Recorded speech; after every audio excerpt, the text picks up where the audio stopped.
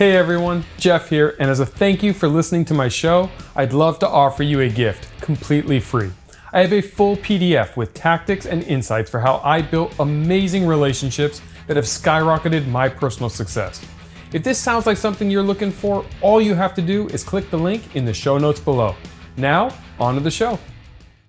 Welcome back to the Jeff Fenster Show for another segment of Lessons Learned, where we're going to recap the top 5 rules for success with Jeff Hoffman.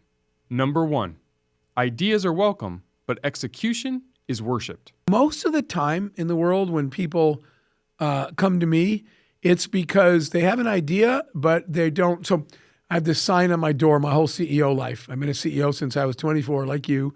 And the sign on my door said, ideas are welcome here, but execution is worshipped. Everybody talks and very few people build stuff. When people say, oh, Jeff, you've been successful, you must be smart or something. I was never the smart, not even close to the smartest person. I just actually went and got it done. I just started and executed. So it's amazing what you can get done when you just actually get stuff done. Just get it done, right? Yes. And you'll adjust along the way and you'll figure it out. But so in the same sort of vein, when Jonathan had the idea, not me, I was one of the people he called and said, we want to build this thing, help us build it. So most of the time people call me, it's because they don't know the bridge between idea and execution. And that's the space that I live in. Let's build your idea into a business. Number 2, entrepreneurs are jockeys. You've created a bunch of companies as a serial entrepreneur. We want to find people like you that are going to keep creating and innovating, not just a one-shot deal. I'm so glad you said that because I find too many people fall in love with the business idea and forget to realize it is the jockey. Yeah. A good jockey will take any idea and make the most of it, and a bad jockey can take the greatest idea in the world and run it into the ground. I had these entrepreneurs came into my office. They gave me their whole pitch, and then they handed me a business plan, and I put it in the middle of the table. And I said, let's all watch the business plan for a while. And they're like, what? I said, just watch it. And it's like game show clock ticking. And they're all staring at it. And one of them finally goes, Mr. Hoffman. And I said, what? And he goes, the plan's not doing anything. I said, exactly, because no one in this room told me anything you are going to do to execute that, right? You have a bunch of ideas and no actual executable plan. And as you know, an average or below average entrepreneur, even with a good idea, they're not going to be able to pull it off. But a brilliant innovator, even if their idea is not good, you and I, we can help you with the idea. What we can't do is rewrite your DNA. So completely agree with you. We're looking for rock stars because they'll create many times over. So speaking of rock stars, what are some of the attributes you look for when you are identifying those individuals? Because there's no science here. Nope. It's a mixture of art and art science. and science. Yep. What are those attributes that you kind of look for just with your experience and background? So there's a bunch. First of all, humility matters a lot to me because people with a big ego that think they know everything don't listen and they don't take guidance. Some days, and I know you've been there too, somebody's like, hey, Jeff, can I get some advice? And I give it to them and I look at them like, why did you even ask me? You have zero intention of doing anything I said. You were only hoping I would confirm what you were going to do anyway. So humility is important. Are they listening? Right? Coachability is important. One of the biggest ones for me is empathy, meaning that when you have employees, how deep are you into those employees? If I asked your employees, are you just here to work for Jeff because he needs you to complete his mission? Or is he equally as concerned with your career, your life, and he wants this to be a great experience for you? Empathy is what brings the best employees because they want to work with someone who cares about them, not just making them feel like I'm an employee who achieves Jeff's dream. Right. And the same thing goes with customers, that empathy thing.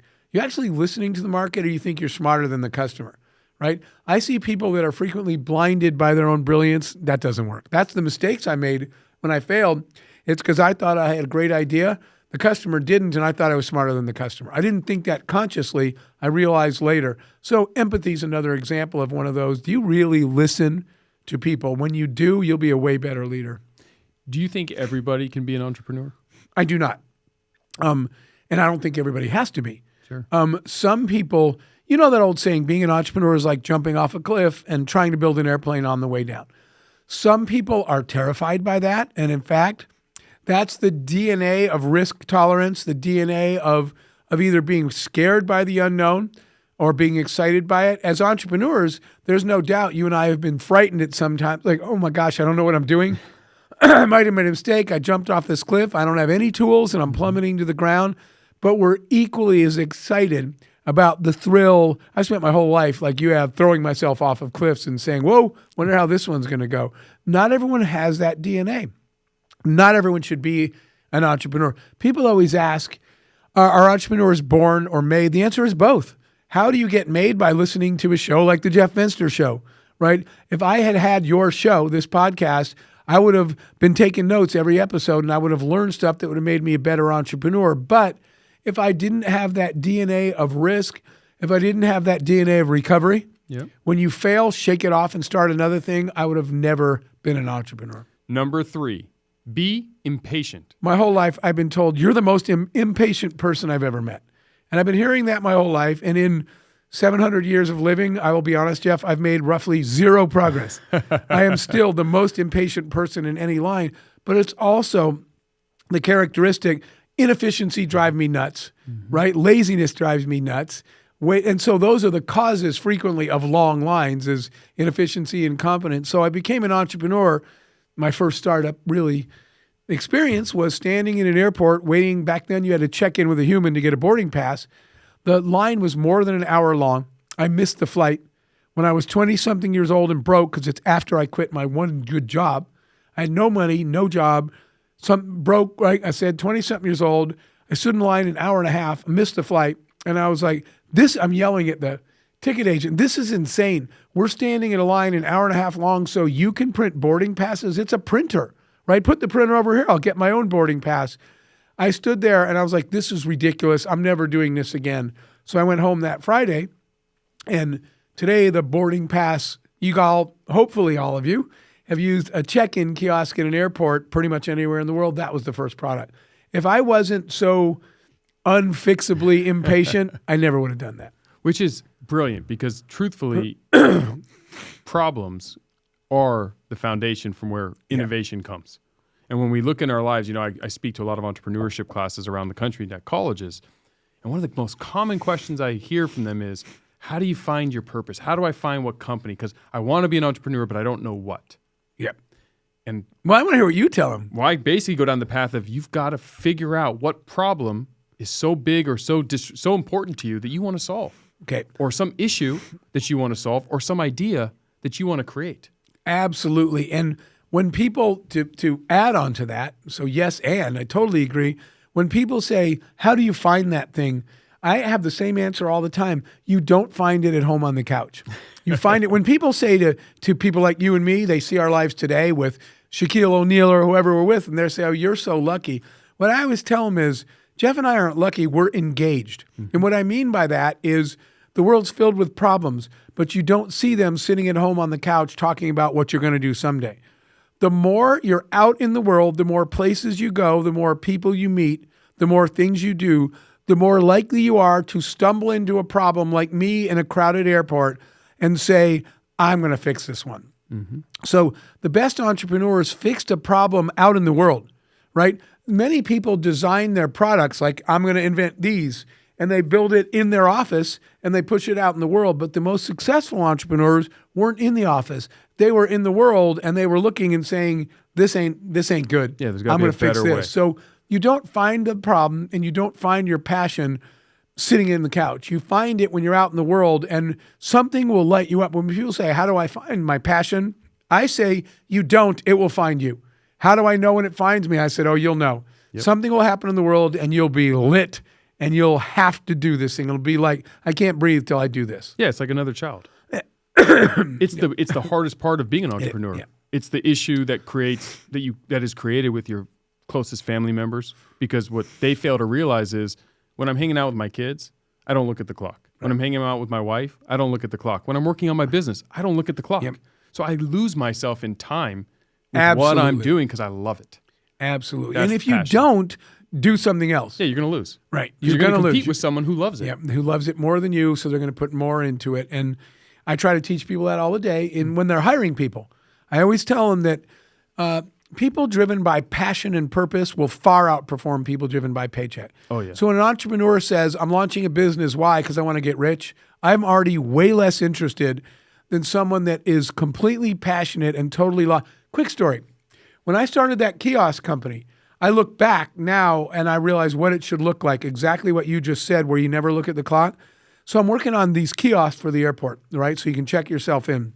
A buddy of mine comes in. He goes, Jeff, I told a friend of mine what you're building, and he wants to give you some money to build the first prototypes, right, for manufacturing. And I said, great, go get the check. And he said, well, I'd love to, but there's a problem. And I said, what? And he goes, you don't even have a bank account. And I was like, I don't have time for bank accounts. I got to make these kiosks work. And I said, go get me a bank account. And he said, Jeff, I'd love to, but there's another problem. And I said, what? And he goes, you don't even have a company.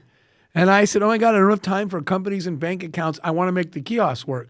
If you're not so obsessed, the center of your universe is the problem you're solving.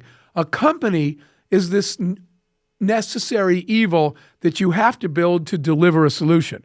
But your focus should be on a solution. And today, people call me and they, good news, I'm an entrepreneur.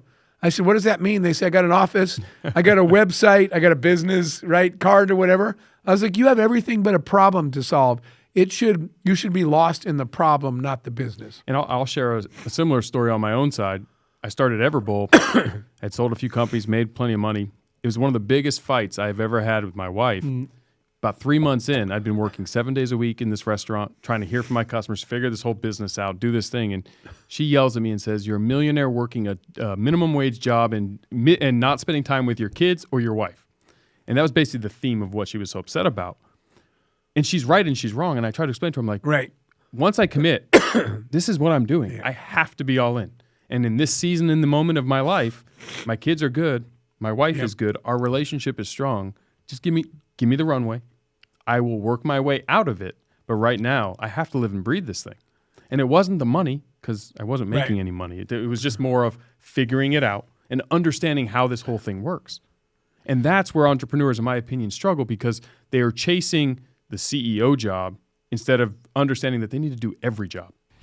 Hey everyone, just wanted to take a second to say how incredibly grateful we are for all of our listeners, and I want to hear from you. Your feedback is greatly appreciated, and it will only help us make this show better for you. So any questions you have, click the link in the show notes below and let us know. Now, back to the episode. Number 4, productivity is better than activity. Pitbull, the singer, is a good friend of mine, and I was at his show recently. And what I love about attitude, people always say that guy never stops, right? He never stops moving. But what they don't understand is we're backstage. It's time for Pitbull to perform. There's 30,000 screaming fans. He doesn't say, I want to go out and soak up all the adoration of my fans. What he says is, I'll be back in a couple hours because this is how we build more kids get to go to school the more times I go out on that stage. He actually relates his busyness and his performances. He builds schools, right? And we've done that together, building schools. But I love that he doesn't say, my fans are waiting. What he says is, there's children that need an education. I need to go out on that stage so I can provide it. Why is he so busy? Because he's driven by purpose. Yes. And I think it's important, and this is just to reiterate that point, but we're filming this on a Saturday afternoon at 3:30 after we both spoke at another event. Both took our Saturday to speak at someone's event. And both flew in yesterday to do all that. And I'm saying that because if you're looking for those attributes, if you're sitting here listening to this and you're saying, I'm not yet where I want to be, what changes do I need to make? What do I need to tweak? I'm telling you, it's changing from activity to productivity. Yep. Because you can run in place all day. And so many people spend so much time saying, I'm so busy being active, but they're not being productive. And that is the difference. Even more excited that you said that, because I literally posted something on my social media recently, because there was I'm so glad you brought this up. This is going to be my favorite part right here. There was all these influencers that were saying, if you're not up at 4:30 a.m. every single day of your life, you're just not trying hard enough and you don't care about yourself. I completely disagree with that. That's the difference. That's activity, productivity. And people brag, a badge of honor is to say, I'm an entrepreneur. I get up at 4:30 a.m. every day and I work till midnight. That is not a badge of productivity. That is a badge of inefficiency. Yep. I used to tell my team, not we should be up at 4:30 every day. What I wrote on my social media was grind when you have to, but don't grind for no reason. Don't grind so you can tell people I'm grinding every day. Grind for productivity. So what I used to tell my people when these influencers are saying, get up at 4:30 every day and do something, I would say, let's figure out how to do in 2 days what it takes everyone else the whole week to do. We'll probably still work a regular week, but we will crush you in productivity because we figured out how to do what you were doing all day. The flip side is when it's your kid's birthday and you want to take them on a trip or you want to go out and push kids around in wheelchairs for a couple of days, I focus so much on productivity that I can take 3 days off and I can go do the things that I want to do. So grinding when you have to is fine.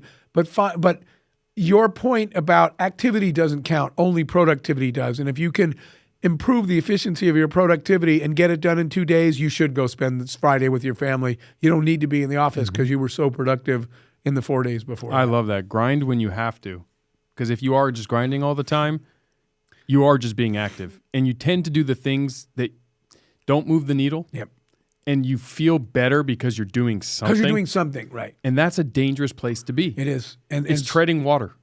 And that's not going to get you to the shore. It is not. You dropped in the water, you've got to pick a path, and you've got to swim hard. Number 5, success is formulaic. At the conference you and I were speaking at earlier today on stage, you said success is formulaic. And I would have run up on stage and give you a high five right then because it is. And it's the reason that I was able to leave tech, go into entertainment, a music company, a film company, and people were like, what are you doing? You're a tech guy. You can't be in the music biz. And what I said that you and I agree on is I'm not a tech guy or a music guy. I'm an entrepreneur. I know the formula of business success, and I'm going to apply it to different industries, right? Because there is a formula. It's the same thing that in sports. It's the fundamental blocking and tackling. I remember one day, an athlete, but I was on the phone with Derek Jeter, the baseball player, and he said, I got to go to practice. I said, dude, practice? Aren't you the best baseball player in the world? And so the thought would be, why would the best baseball player in the world practice? And Derek's like, I'm one of the best baseball players because I practice every single day, right? He said, that's how you get here. It's not the other way around. Yep. Because I've never stopped practicing any day of my life, no matter how many games I win. That's what makes you good, that commitment to that work ethic that other people just don't do. Yeah, and Kobe Bryant, one of my favorite athletes of all time, but not because of the product on the court, but actually the Mamba mentality that he spoke about and what made him him. He used to always say, I committed everything to this craft because I never wanted to look back and say, I wish I would have given more. Yeah, that's regret. Pretty profound. It's profound. And when you look at your life, when you look at what you're trying to work on, whether it's raising being the best parent you can be, being the best husband or wife, being the best entrepreneur, being the best friend, brother, sister, it doesn't matter what initiative you're after. If you ever look back and say, I wish I would have done more, it means you didn't leave it all out on the field. And Derek Jeter left it all out on the field. I 100% agree. So when you were asking me about that formula, what's the formula for success? It starts with habits, right? And that's why I said that in sports, what Derek told me was every morning I hit like 200 grounders that I field for a shortstop side, and then I do batting practice, take 100 swings. He works on the fundamentals of the game that make him a better player. Business has fundamentals. Thank you for listening to another segment of Lessons Learned. I hope you learned as much as I did from our special guest, Jeff Hoffman. Thank you so much for listening. If you're looking to level up your relationship capital game, then take a minute and text the word Jeff to 33777 for a free copy of my Network to Millions playbook. The link will also be provided in the show notes below. See you guys next time.